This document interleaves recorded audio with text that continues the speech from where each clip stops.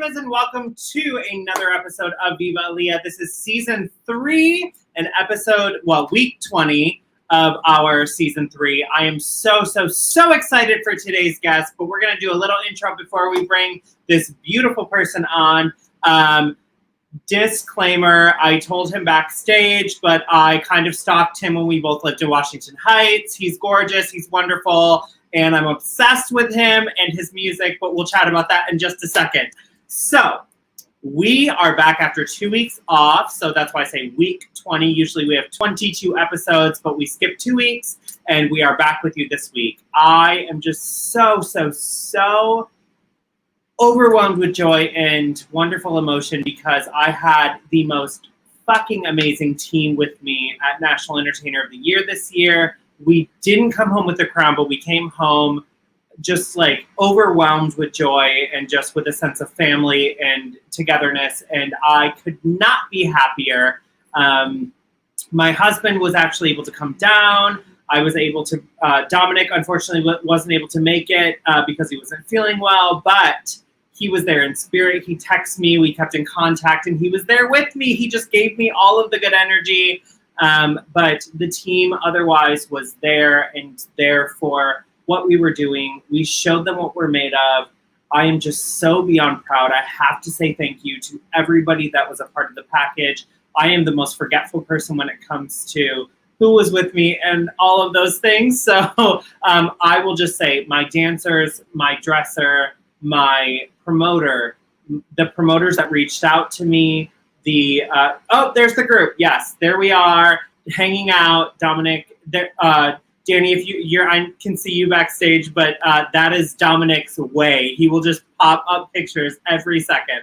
But I'm just so happy to be with them and just have their camaraderie and their family. And I couldn't be happier with what we put out there. I am a live vocalist, and things go well sometimes and things don't go well sometimes. We're going to actually be able to talk about that with somebody who also sings in just a little bit. But at the end of the day, you just have to be proud of yourself for putting yourself out there and being who you are and showing the world what you're made of. So I do have to say that every single person that was a part of my team is family to me, and they will always be family to me. And not one of them, no matter what they say, was a disappointment or was or let me down in any way. I just feel uplifted. I feel so just proud of what we did, and that's all I can say about that. 2 more things before we jump into the interview.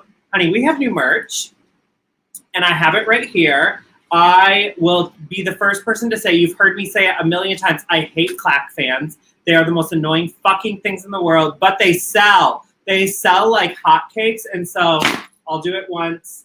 We have the Viva Aaliyah fans. You heard it. That's the one and only time you'll hear me do that. They are here for Viva Aaliyah watchers and listeners for the next week. I'm going to say that because we podcast after the show. They are here for you for the price of $30, and that will be shipped. After that, you will see the price on the website. I cannot give the discount past this week. So a week from today, that's it. We also, thanks to Fierce Drag Jewels, they do not just do my jewelry. They are making me these gorgeous fucking mirrored pins. Let's see how we can do this to make it actually work. I'm doing the makeup artist thing. But anyway, they're mirrored, they're gorgeous. These are going to be $10 shipped, and they are fully acrylic. They're gorgeous, they're mirrored, they're wonderful. Again, like I said, only time you'll hear me do that was once. Viva Aaliyah fans are 30 for all of my viewers for the next week because we podcast as well, and the pins are 10 shipped. If you message me on any of my social media platforms and just in the next week and let me know, or if you comment in tonight and let Dominic know, we will get your information. I will make sure you have all of that. And that is that. I need to dig into this interview because I need to see this gorgeous face once again on the screen. Once again, obsessed with this person. I kind of stalked him in Washington Heights. Yeah, I kind of stalked him. Every time I would see him, I'd be like, where is he living? We live near each other. I don't know exactly. I did not find out where he lives. I did not stalk him to that point. But I lived on I don't live there anymore, so I'll say it. I lived on 170th and St. Nick. And so we were very close to each other, very close to that late night McDonald's, as we all know, those of us who live in nightlife and entertain for a living. That is exactly where we would go. And we would be mad as hell when they would be like, we're not serving anything but pancakes right now. Who only serves pancakes? Like, what is up with that? All right, I'm going to bring this gorgeous soul on. But before I do that, one thing. I want to give a huge shout out to Dominic. He's going to, again, kill me for this. He might cut me off because he hates being the center of attention. He wrote a book called This Is Not About You. And most recently, he was integrated into a Ryan Murphy project that is on Netflix called Pray Away. Pray Away is going to debut as a movie on Netflix, if it has not already. I know Dominic has been a part of premieres. He was downtown yesterday in like the Chelsea East Side Village area. Netflix on Tuesday. It'll be on Netflix on Tuesday. He's actually giving me information, so he's not going to cut me off. It will be on Netflix on Tuesday, but Pray Away is the name of the film. Please watch it. It is about conversion therapy in America and probably the world. I will let Dominic comment on that at the end of the show because he hates being put on the spot. So I'm saying the end of the show, so hopefully he'll say something about it. But our guest today, the gorgeous, the wonderful, the talented, his most recent album is called The Pale Horse. And if you have not bought the extended version, do that because the remixes are fucking fire. My two favorite songs are actually back-to-back on the album. I love Bubble because of the beat. The beat is sick, and that is the original without a remix. I also love Love Me Bad because what queer person in the world has not asked some like psychotic person or somebody who is very troubled to be in love with them? And that's like, that is the story of all of us. But The Pale Horse by none other than the gorgeous and talented Danny Blu. Oh my God, that intro! How dare you give me all that? First of all, I have two things to say. The first one is, where is my Aaliyah fan? Where is it? Where is it? I just scared my dog off the couch by screaming that loud, by the way. The second thing I have to say is, how dare you bring up that McDonald's? How dare you? It's the most frustrating McDonald's in the world, first of all. It is. That's so funny. Why at 2 a.m. are you only serving pancakes when you're 24 hours? Stop it. That's horrible. That McDonald's and the soft serve will never be working. Ever. Yeah, no, I do. I still live in Washington Heights. I'm still in the same place. I was like 3 streets up from you. So I'm like still in the exact same area. That's so crazy. So I literally could have stalked you even further and just gone a little bit closer.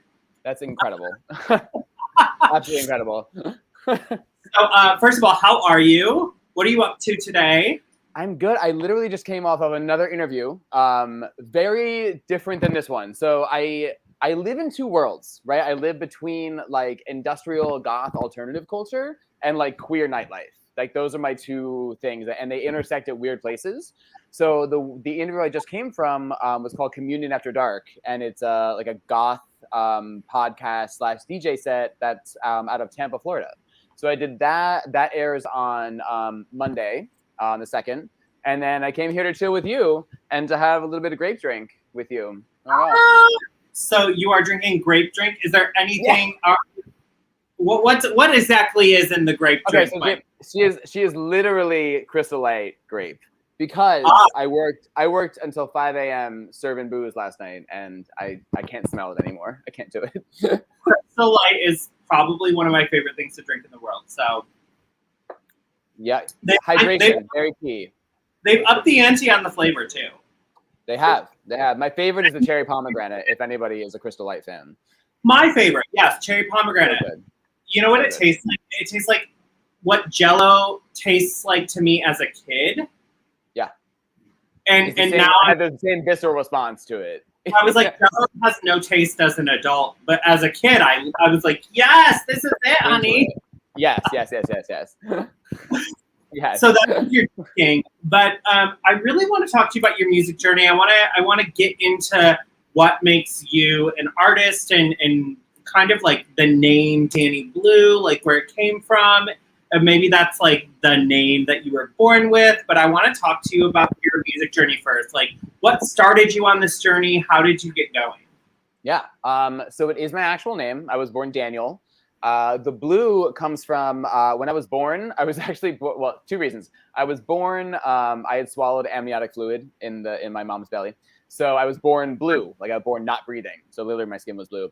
And then I had these huge blue eyes as a baby. So my dad called me Big Blue for years. So I very cute. So I dropped the E to like show like a lack of like a loss of innocence. And it's been Danny Blu since 2010. And that's when it all began. So I took a year off between high school and college.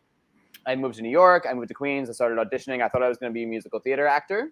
That was not the journey for me. Didn't we all? And I don't know. I still feel like there's theater in my life and there's theater in what I do. But we'll get into it. So I went to, after that year off, I started at NYU and I studied acting. And I got real pissed off at everyone telling me the way that I had to be and the worlds that I had to live in. And I wanted to create my own like weird, queer, dark, pretty, glittery gutter fantasy. And that's what I did. So I started writing music in 2010. The first album came out in 2011. And then I performed all around New York. I performed, I don't know how long you've lived here before, but I used to perform at Splash. I used to perform at Sullivan Hall down by NYU. I performed at Webster Hall. I've done Irving Plaza. You name a venue in New York or Brooklyn, I've probably done it unless it's like super new. So I did that for a number of years. I put another album out in 2014 called Saint, which I still have tattooed on there. And then I went on my first tour. Quick question about that tattoo. When did you get it? Those fade very fast. 2014. So you can see, I'll try to get closer. It moved, but it didn't fade. That's impressive, though. Pretty good. Pretty good. That's like literally the cover art is me like showing that tattoo. So did that album, went on my first tour in 2014 around the country, like half of the country or so, the eastern half of the country. And when we came back from that tour, the band that I had hired to play music with me on the road, we formed a band and we were called Echo Black. And we did that from 2015 until now. We're kind of on a bit of a hiatus at the moment while I kind of shift focus back to the Danny Blu project and what that is all about. But we toured the country 6-7 times all across the nation, Canada, like massive national tours, opened for some big people and had a lot of fun. Had a tour bus of our own, did all that. And then during the pandemic, things kind of shifted and things kind of moved in different ways. And we all are kind of focusing on our own projects at the moment. So at the tail end of 2018 into 2019, I had started dabbling writing this Danny Blu music. And the first song we wrote was Bubble, oddly enough. One of your faves, which I love that you love that song. And put that out. And then we followed that up with Burn, the ballad, followed that up with Sanctuary, followed that up with White Night. And then the album came out in September of 2020, like mid-pandemic. And actually the week at, this is kind of a sad part of the story. I don't mean to bring anybody down. It was the week after my dad passed away that the album was like coming out. And I knew that he'd be really pissed off if I changed anything because of him. So I knew I know he would have said, "How dare you not put the album out?" So we put the album out anyway. Supportive parents are the best. Yeah, my parents come to every show they can come to, like every show in the area. They came to every show. My mom still lives in Jersey. Yeah, sure. So she comes to everything she can. She does the catering for all my music videos. Oh my gosh. Yeah. Wild. Yeah, supportive parents in the queer world are kind of few and far between. So I'm very, very, very blessed. So, I mean, you mentioned quite a bit there, but I mean, first of all, the blue eyes are still there, and we're obsessed with them. They're sort of green. But the eyes are intense and gorgeous, so we're obsessed with them. But I mean, you've been on tour, you've done all of these things. Do you have like a most memorable moment on tour? Do you have something that would like like stood out to you that is just like you could not go without in the future? So there was one on our first big tour as Echo Black in 2015. We opened for a band called the Birthday Massacre, and they're like a big goth band. And they tour all the time. We played these like larger venues, and it was our first time on the road, and everything went wrong every night for a while. And then we played a show in Dallas, Texas, at this place called the Gas Monkey, and it's an outdoor venue, and it was huge. And there was a huge crowd, and we played a set, and it just went like everything just went really right for the first time. And the singer of the Birthday Massacre, like in half makeup, like half dressed, like ran out of her tour bus near the end of our set and like met us at the edge of the stage where we like ran off and we were done, and just like gave us all big hugs. And she was like, this was like such a special show. You guys really like pulled, like tonight was the night for you. And I'll like never forget her like running out to tell us that. And then another story I have is in West Virginia. Our bus broke down, like literally as we rolled into the venue, and our alternator busted. And we had to leave the bus there, rent 2 other vehicles, and then we had another show in West Virginia like the following week. So there was somebody at the venue, the line cook, who happened to be a mechanic, who kept our bus there for us, slept in it because we couldn't lock the doors because none of the electronics worked. So we couldn't, like, he was just worried about it. So we slept in it to make sure no one stole anything. We sent the part down from New York. He swapped out the part. By the time we got back, the bus was running. We got to see the show at the venue that night. And then he took us to IHOP. And then we like drove off to our next set like a week later. And then would not accept any money from us at all. It's just the weird people that you meet in the world. And you kind of remember that there are still like wonderful things that happen amidst all of the chaos and insanity, you know? For sure. And then you mentioned kind of like all of the clubs you performed at in New York. Do you have a favorite venue that you love performing at? Oh man, did you ever go to the studio at Webster Hall, the bottom floor? Yes. Yeah. Okay, so I used to do the trash party there back in. We're not going to talk about when. Back in the day, the trash party was a Friday night, and I hosted there. I did like premieres there. They had the most bawling fucking sound system. And it would just like rumble the entirety of Webster Hall from the bottom up. And it was so good. I loved performing there. It was like dark and gross, and the drinks were expensive and stupid. It was just like everything you wanted from this like gross queer nightlife. When you're listening to music, are you listening to your own type of music, or are you just kind of like pulling from all genres? It depends. I am like a student of pop music. I love pop music, like dance pop in particular, and mainstream pop, like radio pop, all of that. I am obsessed with it, and I think that's where a lot of my influence comes from. So that's my go-to. Like mostly the gym, it's like mostly pop music. But I also have this other side. I mean, I grew up with so much like shock rock and industrial and garbage and Disturbed, Ozzy Osbourne, Nine Inch Nails, Manson, like all those like dark, weird people. And that sort of creeps back in every once in a while. And then there's like this middle ground of like like post-punk that's like sort of pop and dark in the same way. It's like sort of where I live in my music, I guess, a little bit. So it is like kind of, it's based on mood, I guess. If I'm coming home from work and it's like 5 a.m, it's like low key. If I'm like trying to like kill this last set, it's like hard Gaga remixes. Okay, I get that. Yeah. I think people, actually, I worked at a hotel for years, and one night our sound system went out, and they were like, put on your phone, and I was like, I don't which part of my phone? Yeah. I don't think that that's good for you. And they were like, no, you're the manager, do that. And everybody was like, you have the most schizophrenic playlist in the world, because it would go from like Vivaldi to like Nine Inch Nails to like Gaga, and then everything in country and everything in between. So I get it. As an artist, you have to pull from all different genres and make sure that you're getting a well-rounded view. 100%. And I think that's why pop musicians in particular, ones that stick around for a long time, have so many eras. Because there's no way you could pull from the same inspiration over and over and over again. And one, not get bored, and two, not bore your audience. So that's why we have like, every 5 years or every 3 years, whatever, we get a new era of Madonna. And, like that's she's pulling from somebody else and different inspiration every time. So like my last album was pulled more from, I would say, like kind of stricter, like late 90s grunge, like Garbage, like Nine Inch Nails again, and like mid 2000s pop or so. That's kind of where I feel like those two lived. They're like mid 2010s. And this new stuff I'm working on now that'll come out later this year and into next year is like 70s disco meets like 90s EBM. It's gonna be dope as fuck. I think you're gonna like it a lot. First of all, I'm obsessed with EDM and disco. I perform basically every show. So work. Okay, work. I also feel like you and I are of the same generation, but we'll talk about that backstage after the show. Just okay, yeah, we're not going to discuss. Yeah. Okay, so then with that in mind, your biggest diva of all time. I want to know.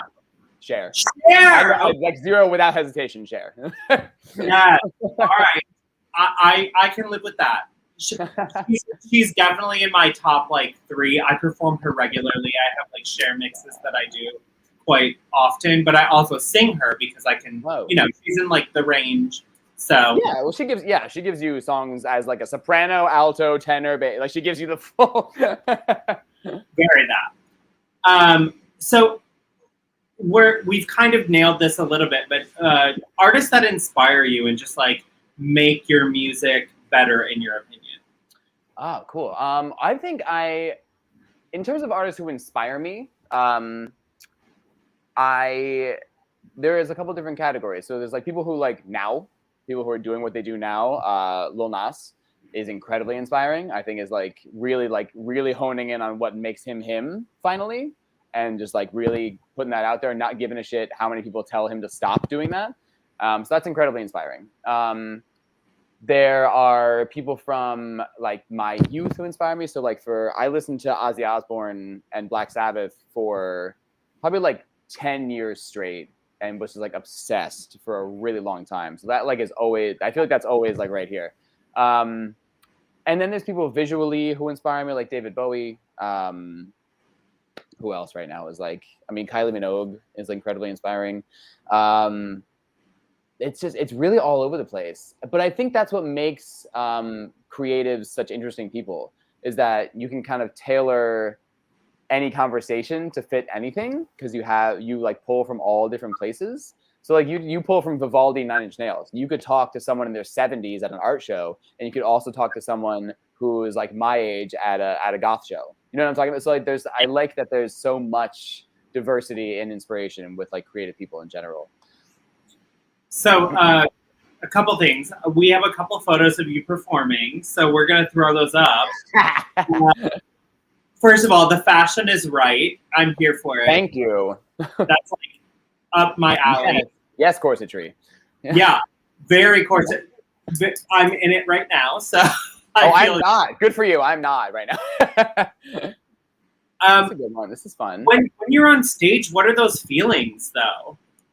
Oh man, there's literally nothing like it, because it's at once incredibly terrifying and like incredibly euphoric. I'm sure you know exactly what I'm talking about. Well, some people don't. Some people don't get nerves, and some people don't get that kind of anxiety. I don't know how you are on stage. We can talk about that.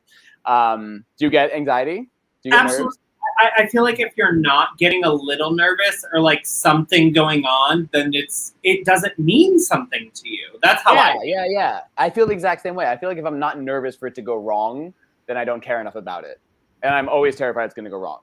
Generally, always something goes wrong. There will always be something in the tech that goes wrong, which is fine. It is what it is. People understand. Everybody always says to you, "This was perfect," and you're like, "But there was this and this and this and this." Yeah, but you didn't see this happen. This is horrible. Yeah.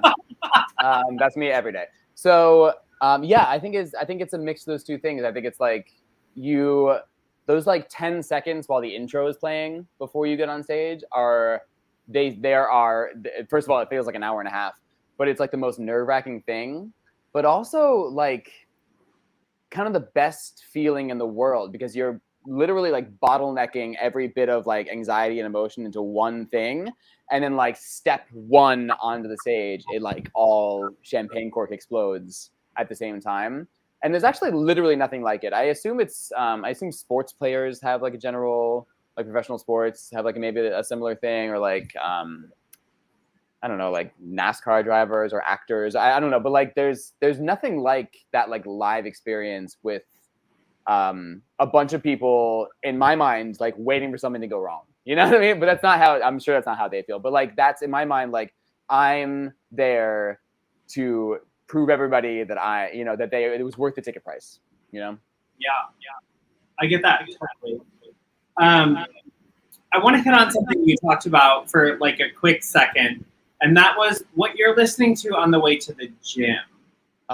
So not only are you listening to things on the gym, but you're also photographing yourself very regularly in the gym. Oh, don't put it up, Dominic. Don't do it. Don't do it to me. So that's not quite that is what we're looking at, but you even hashtag yourself as a thirst trap, and I would not disagree with you. You keep yourself very fit, and we're very thankful for all of your photos. Thank you. I'm glad they're coming off well. Yeah, they're coming off very well. What is like your good? What would it be like top 4 songs that you work out to? Oh man. So in terms of songs that I like regularly go back to, mostly that's for cardio days, like I'm on the treadmill, and those have to be like a very specific high energy. And one of them is the Jennifer Lopez "Waiting for Tonight" mega mix. Do you know? You know what I'm talking about. You know, Latin girl from Texas. Yeah, girl, you know exactly what it is. It's the Hex Hector Momentous mix. Yes! Or whatever it is. Yeah. You know what it is. That is a go-to. I go to Christina's "Fighter" a lot because that's the end of that song. If you're not sprinting, that's like you're doing it wrong. Yeah. And there's a couple more. I'll always listen to a Bad Romance, but that's like literally any day. And what's another one that I was? Bad Romance, you have to like throw yourself on the floor at some point. Can I tell you a story about Bad Romance? So right behind me on my shelf here, which you can't see, is a picture of my sister and I at her wedding. Oh my God. With my blue mohawk from back in the day. But at that wedding, 10 plus years ago? Yeah, it had to be over 10 years ago. I may or may not have gotten drunk and performed the entirety of the Bad Romance choreography to a packed dance floor in my suit. Like we're talking like full on the floor, like everything. It was all of it, the whole thing. So Viva Aaliyah season 4 kickoff is going to be live in with an audience, and I'm requesting that number from you. I'm fully in. Yeah, I want backup dancers. I want it all. Yeah, I'm gonna get you costumes. I will get them. We have dancers that would be happy to work with you. I would love that. I would love that so much. Yeah. Those are some of the go-to songs. I also I'm big into Spotify playlists. So not to like put more money in Spotify's pocket, but Techno Bunker is really, really good playlist on Spotify. And then like Hard Rock Workout is something I go to for lifting because it just gives me those like stupid like machismo testosterone vibes that I like that kind of get you through those like stupid things you have to do to keep yourself in place. Looking like you.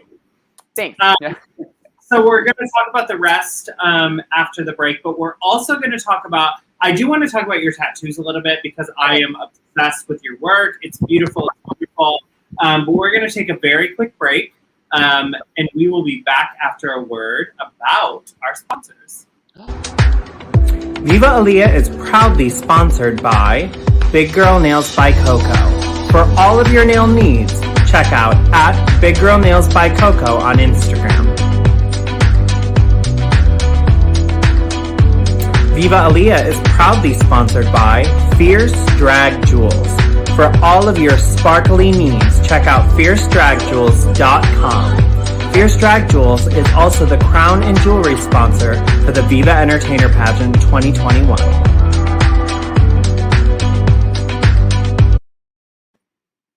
All right, babes, we are back after that quick break. I have refilled my glass and checked my lash because I thought it was falling off. But we are back with the gorgeous Danny Blu. Hello. How's that lash? She holding on? She's holding on. It moved, but I think it's because I like pinched the ends together to make sure that it stayed. So who knows? The dogs are out and running around this episode. They're just doing their thing. Do you have any pets? I do. I have a corgi and I have 2 cats. Wow. I'll try to get the corgi over here. She's probably sleeping somewhere. But I saw you leaning over to talk to somebody earlier. Is there somebody else in the apartment? My husband is in the other room over there. Oh, yeah. Husband/manager. Yeah. Husband/manager. Yeah. Wow. I'm getting all that back in my buck, you know. I always do this, and the husbands hate me for this, but can we see him? Oh, he probably won't do it. Victor? They always say no, but I'm just begging always. Will you be on screen for a moment? Just say hi. Yeah, no, big no. Yeah, big no. But he's waving hi. Okay. So after the show and we're backstage, Victor, I want to say hi. 100%. Also, if you want to manage somebody else, no, I'm just kidding. You better plug. I mean, music is a hard fucking industry to live in. I auditioned for my dollar for way too goddamn long. I sang opera for too long. That's where I started. And then I went into musical theater because it's easier. There's more jobs. Yeah. It's easier to get. So I did a lot of tours, and now I do drag. And we couldn't be happier. Yeah.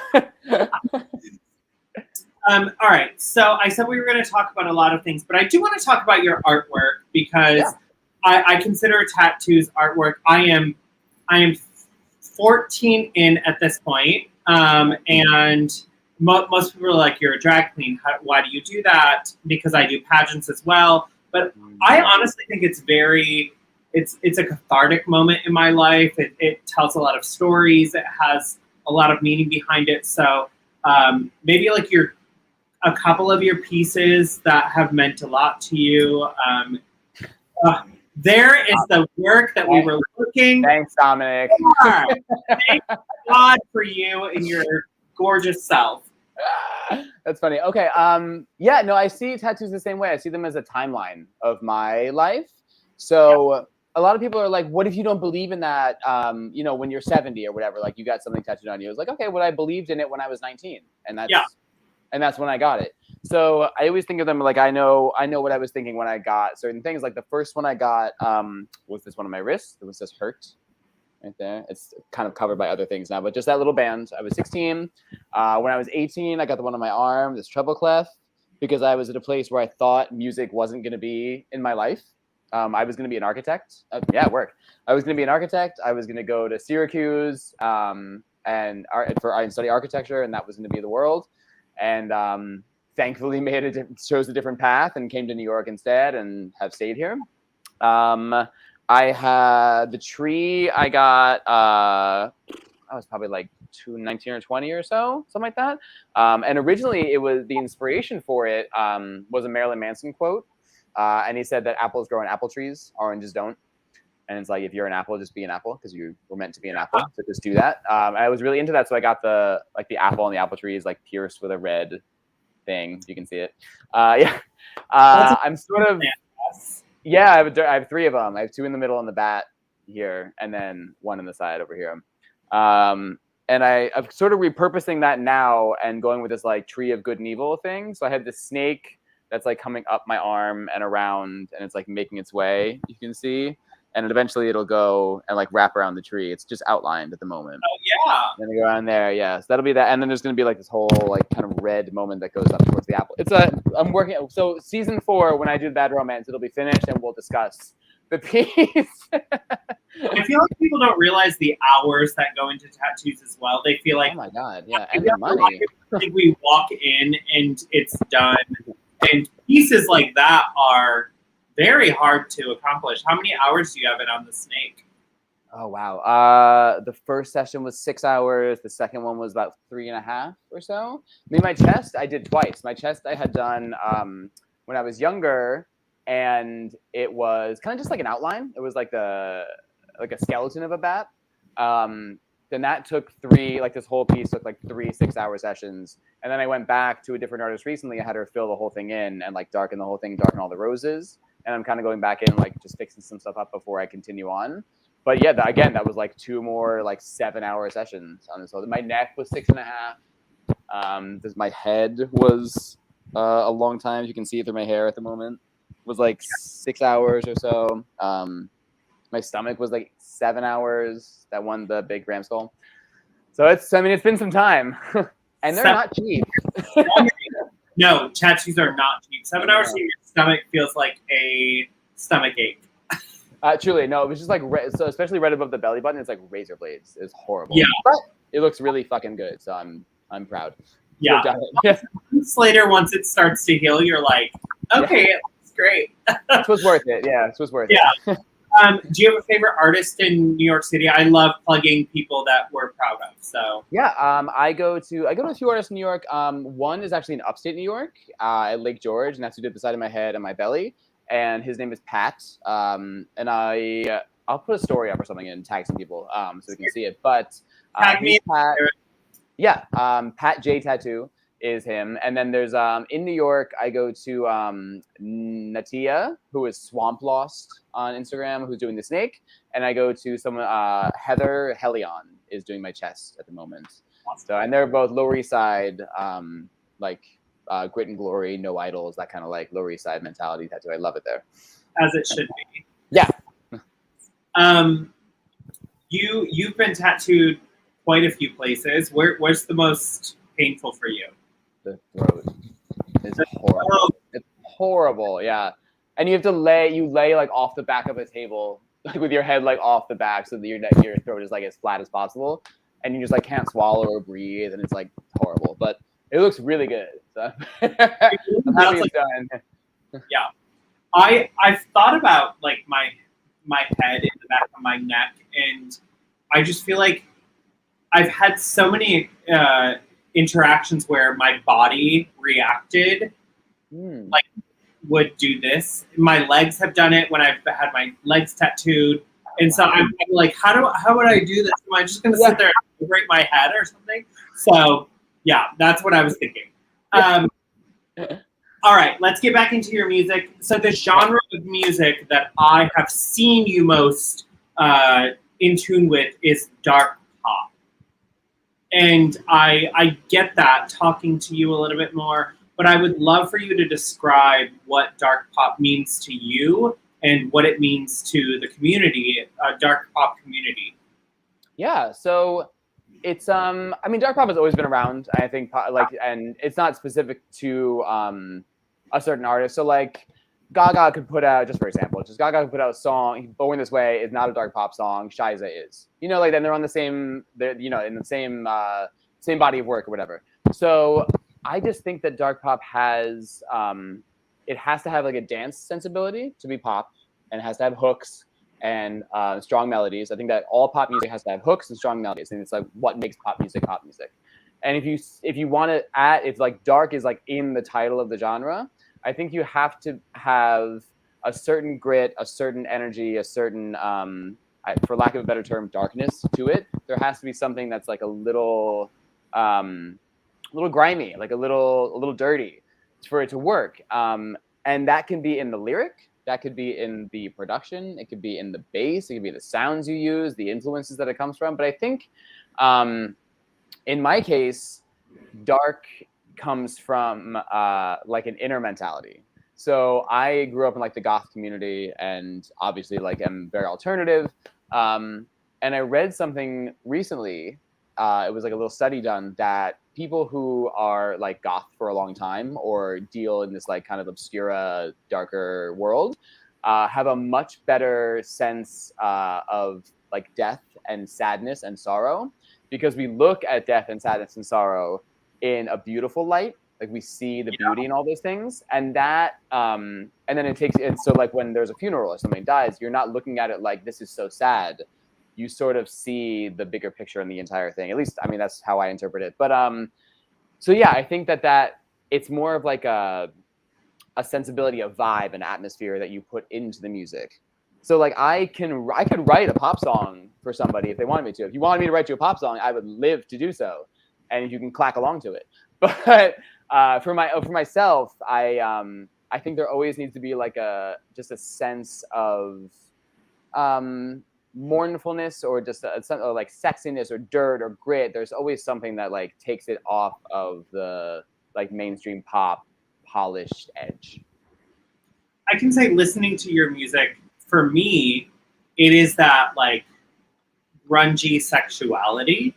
Yeah. It's I don't sense sadness in anything that you do. I sense empowerment within the community. I sense just a sense of strength and like thinking in a way that is not closed-minded and is really just like out there to please masses in ways, but also make you feel like as an individual you are empowered to be in your community. That's what 100%. I feel. 100%. So I call myself a stigma-free pop star. So yeah, I literally think there should be no stigmas in the world. I think we've categorized things as wrong. DaBaby just went on a huge rant about HIV statuses and just like things like this that we just, I can't. But these things are just ingrained in culture. Women are supposed to be in the home, right? That was ingrained in culture for a long time, and that's just what it was. But if we get past these stigmas, that's when we achieve empowerment, we achieve tolerance, we achieve love. And that was actually the point of the Pale Horse, the arc of the Pale Horse. The whole thing was about like a theoretical Armageddon. So like the end of life as we know it and the beginning of a new version of life. And the album ends with the song Sanctuary, which is a love song.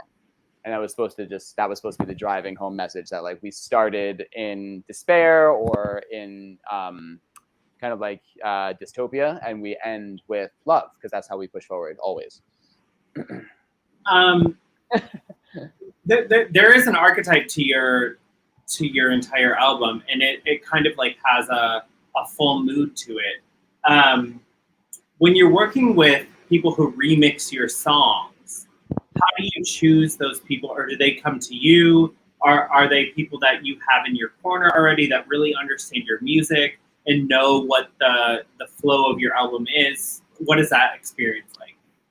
It was a really fun experience. I've never had anybody. People have remixed, like a couple people have remixed the Echo Black music, but not something that we like reached out and like facilitated. So I actually have to throw a lot of credit to my husband, manager, who really like spearheaded this even more backstory. So I'm coming out of a band world and now doing solo music and trying and labeling it as pop. So in the pop world, there are certain things that are expected and certain things that listeners want to hear and respond to, and remixes are one of them. You can put them in the club, you can put them in different places that you can't put the original mix. So we wanted to do a remix album, and we wanted to pair the songs in an interesting way. So it was a mix of people I didn't know and people I've worked with before. So there was a remix by The Annex, who was like a dark pop. Also, he also came from a band and is now doing it. So The Annex was a band at one time and is now just a solo project. But it's like dark, kind of mournful pop music. So we had him do Sanctuary, and it was incredible. We have, I think they're from Hungary. Don't quote me. I think they're Hungarian, but it's Black Nail Cabaret, and they're incredible. And they did like a club EBM remix of one of the ballad Burn on the album. I wanted to pair them with like the most interesting people that we possibly could. And then we have one, Walter Casimir, who was my producer, who produced the entire album, did a remix of Paradise City and did it like right after we recorded Paradise City. So it was like he took his own spin on something he already did, which was super interesting. And then we had another remix of that same song by like a steampunk Victorian band called Ashbury Heights, who I just did a feature for. So it's like it's all over the board, but I think all the songs match well or are really disparate with their remixer, like for whatever works best, basically. I found myself kind of like vibing differently to all of the remixes. Even though they were the same songs, you can listen to the same song over and over and over again, but as long as you're listening to the remixes, it's almost like a different experience. It's kind of euphoric to listen to them in the different lights. Like if you start original and then you go along the journey, it's definitely like, it's almost like I said, euphoric out of body experience to have that experience through the songs. Oh, thank you so much. That's wonderful. Yeah, of course. So wonderful. So you are not only a singer, you're a songwriter, you're a music writer. What is your process? And let's talk about your process for yourself, but also, I mean, you kind of said like, I could write you a song that is pop. So if you're writing for somebody else versus you, what is your process there? Yeah, so when I'm writing for myself, it's one of two ways. It's either a track comes to me and I write like a top line melody and lyrics to it, or I have an idea and then we write a track to it. So in the case of Paradise City was a track that, so it was not the track that it wound up being, but it was like a version of the track that Walter had that he had produced back a couple years prior and was like pulled it out because he thought it might work. And then I wrote the song to it. And then in the case of Love Me Bad, I had written that hook or a couple of those hooks in order and told Walter like the vibe, what I was trying to go for. And the same thing with Bubble. Bubble, I wrote, and the whole chorus was supposed to be like an homage to like ball culture, like Vogue balls. That's like megaphone, like that whole deal. I'm just like yelling through the chorus. So all these different things, and then we take what I'm trying to get out of it, and Walter is really good at like pulling that out of my head and like making it music, because I know nothing about music theory. Zero, literally nothing. I played the drums. I never played the piano. I never studied music theory. Lyrics and melodies are just, they come as gifts from the universe. I don't know where they come from, but I accept them and I put them out into the world because I feel like that's my purpose. And it would be a different case if I was writing for someone else. If I was going to write for someone, anyway, so like someone wants a pop song. There's a pop star who needs a new pop song. They would probably give me a vibe. They would give me a topic maybe to discuss, or a couple lyrics they really want to use. And then you kind of take that and listen to some inspiration, try to get a vibe for what they're going for, listen to their past stuff if they have it. And then just sort of and then make sure that there's part of me in it as well, because why else come to me as a songwriter unless I'm going to give you something that's also part of my world to you? And that would be the reason. Yeah, I mean, I haven't done so much writing for other people. I did a couple feature writing things, and I wrote a song here and there, which I'd love to do more of. But it is a really fun experience to like get to kind of pull something out of someone else's brain and give it back to them. I volunteer as tribute. That's it. Definitely. So that's really cool. I mean, I have the creativity of being able to sing things, but I have never been able to write. I mean, friends of mine have been like, just sit down and start writing things one by one. And I'm like, it sounds so daunting to me. So, I mean, you know what though? I write on the subway. I find that the subway is like the place that you're actually alone in New York. I don't know if you concur, but like I feel like you're in your own thing and no one talks to you, no one makes eye contact, no one like wants to interact with anybody in the subway. And I sit there and I like hum things to myself and like sing things into my phone, or like voice memos. And that's like where I wrote most of the Echo Black albums, where I wrote most of the Pale Horse, just like riding back and forth to work. I'm a professional subway sleeper. So on my way to things, I'm like, I have 6 stops, so I need to wake up at 5 so I can do this. And then I wake up at 5. Like that's... Have you ever woken up at the 175 instead of the 168 when you're trying to that A train back up? Because I have done that. In Rockaway. No, not Rockaway. Yes, I've woken up in far Rockaway. You woke up at JFK? Yes, yeah. Ready for the tram. Okay. Bury that.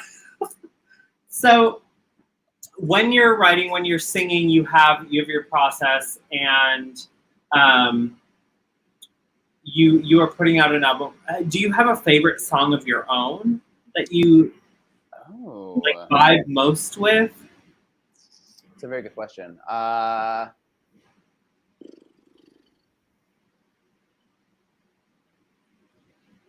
Okay, so I always get I'm like over the stuff that I put out. Oh, like every time I put something out, I'm like in it for a few weeks or a couple of months or whatever when I'm like promoting it and talking about it and performing it, whatever. And then I like despise listening to it for like ever. So I mean, I go back to stuff and I still listen to stuff, and I don't hate the songs.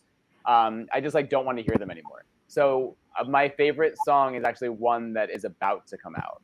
Because it's there. So I'm working on new material, and it's going to be released like later this year and into the next year.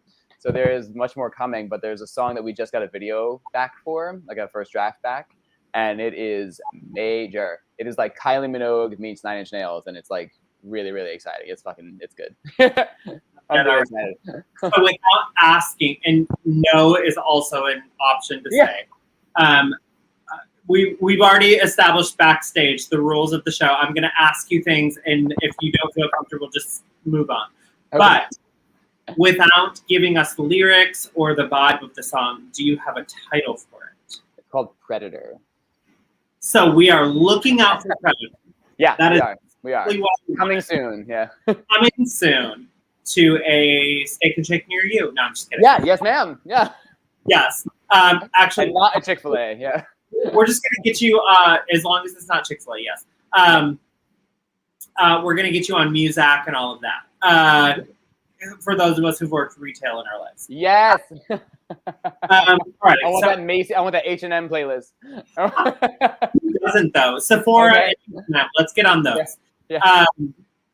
All right. Any advice for our viewers who are out there looking to start their music career? Yeah. Oh man, I spent such a long time thinking that everything I wanted to do was cliche. And it was only when I embraced the shit I actually wanted to say, the things that I actually wanted to put out there visually, that it all started to fucking work. Like it all meshes together and becomes what you do. And I spent a really long time, probably about 8 years, like shying away from things because I thought they were like too goth or like too gay or too weird or no one will dig this or I can't dance well enough, so I shouldn't do this. And it was when I kind of like put those things aside that I started to create things that I became incredibly proud of recently. So, and they're being responded to much better. That's one. Two is the second piece of advice is one I actually got from my producer, and it is don't do anything for the audience you think you want. It has nothing to do with the audience you think you want. And the audience you think you want may or may not even be the people that listen to your shit or watch your shit. It has nothing to do with them. It is all about you as an artist. There are compromises you can make in terms of like the business or money. And if you need money, you should make it. And you shouldn't feel bad about that because we all need it. And we live in a capitalist society. So, but as long as you aren't doing things because you think someone out there wants to hear it, that's not the point. It's all about what you want to say to them. And if they like it or not, it doesn't matter. That couldn't have been said better. I was so basically what you're saying is fuck what people think, do what you need. But truly though, yeah, absolutely. Yeah. Absolutely. Yeah. 100% that. And it's like that's exactly what RuPaul says all the time. Yeah. Just do what you're supposed to do. Unless them bitches paying your bill, or unless they're paying your bills, pay the bitches no mind. Pay them no mind. Yeah, pay them no mind. And like be like Rihanna, even if they are paying your bills, to pay them no mind. Yeah, she don't care what anybody thinks. If they are, they better have the money, right? Okay. Get the money up front. That's my third piece of advice. Yeah, or put them in the trunk. And I'm just on the nightstand. Just on the nightstand. Okay, so I'm going to go off on another rant because you mentioned RuPaul's Drag Race. Are you watching? Of course, yeah. Okay, I rarely mention the show on Viva Aaliyah because there's so much more to our community. But we have All Stars and España going on right now. Oh yeah, I haven't watched España yet. But I am watching All Stars. Yeah. Do it for the looks. Yeah, of course. All Stars. Who's your winner? Sonique, Kylie is my girl. Sonique love, yeah. I've loved Sonique since season 2 or whatever she was on. Yeah. So she definitely just feels the transformation from then to now in her own being and her like peace of mind and like inner peace is, I think, winning enough. So even if she doesn't win, I feel like she's already won and she figured it out, but she's killing it. Her or Eureka. I think Eureka would also be an incredible winner. Work. Yeah. I mean, we're all Drag Race fans, so why not? You know what? It's a reality TV show, and if you like it, you like it. But you have to understand that it's RuPaul's Drag Race, so it's a reality TV show that RuPaul wants to put on, and that's great. I would let you know, like whatever. If you ever go on a reality TV show, what reality TV show would you be on? I want to be a guest judge on Dragula so bad. Oh my god! I know. Listen. Yeah, call them. Someone call them. Yeah.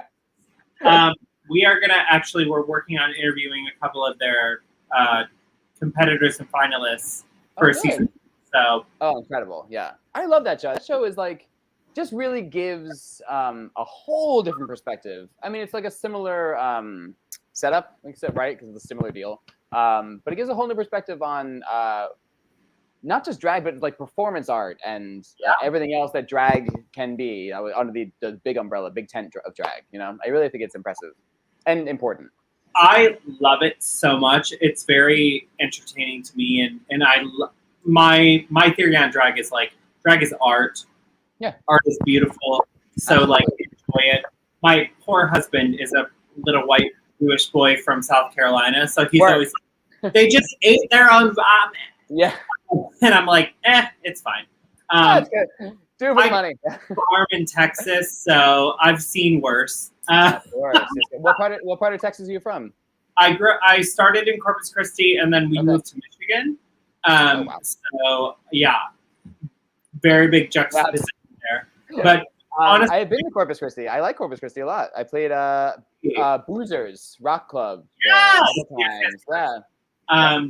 I mean, I'm of the old school drag world, so Erica Andrews lived in Corpus for years and all of that. Again, we're going to talk age backstage and what we. But okay, so you said what reality show you would be on. What reality show would you compete on? Ooh, I think I would have done really well on The Amazing Race. Yeah, I don't even know if that's still on, but I don't know. I just think that like that sort of competition would have really spoken to me. I wouldn't want to be on a singing one. I think they're not for the performers anymore. They used to be. Like when American Idol started, The Voice started, it was really about the people performing. Now it's like about the judges' sound bites and producers making money, and it's not really about the singers and the performers anymore.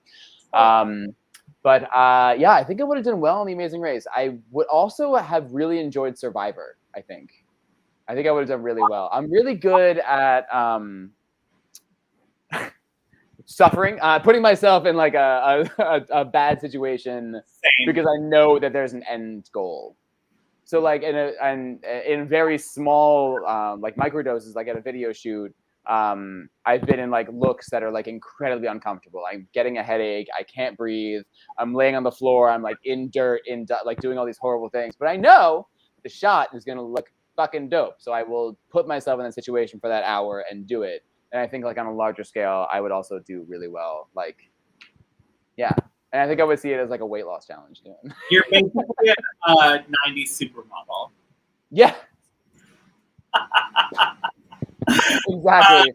Throw me like a wind machine and like a cigarette for dinner, and we're right. A cotton ball for your meal. We're good. Yeah. Soaked in my own tears. Just like. Okay, so you would go on The Amazing Race and/or Survivor. If you're on The Amazing Race, who would be your partner? Could your husband handle it, or would you have to take somebody else? My husband could not, and he would be the first one to be like, "Have fun." I think he would think that he couldn't do it, but I think he'd actually do a really good job. He's very, very resourceful. But I actually, so either him or my oldest sister and I have always talked about that we would do really well on it because we have like comparable skills, and I think where one would pick up where the other one lacks, and we also just like have the same brain. I feel like we would do really well on that together. Awesome. Yeah. I have one more question for you, but I actually have two more questions for you. So okay. I have more questions on our list, but my second to last question is, I always match my makeup to the mood of the show. Did I match your mood? Fuck yeah. Absolutely. Aggressive queerness. Yeah, I live. Yeah. Aggressive queerness. The last thing that I want to ask you before we kiki and chat backstage is what's coming up? What's the name of the album that we're going to be looking out for? And where can we see you other than bartending? Great. Yeah, I will plug that I'm a bartender also. So I do bartend if you're in New York or the New Jersey area. A brand new club called The Q just opened 48th and 8th.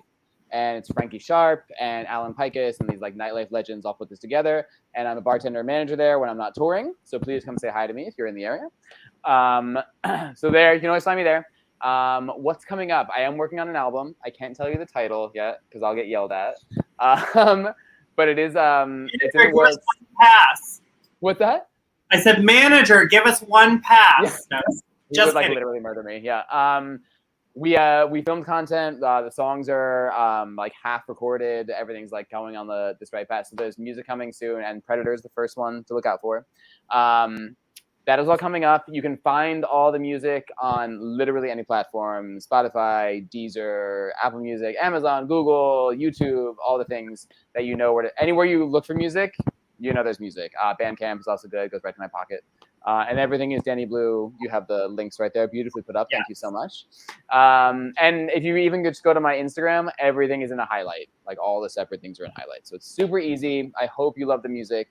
I'm not performing anytime until November. I'm doing a convention in New Jersey called the Unconvention. And I am on the Friday night, and there's like tons of acts. That night's like an alternative kind of gothic convention. Is really fun. So that's my next show, the 13th of November. Awesome. I just want to say one thing about your music. I feel like people always judge us by the way we look, and are not.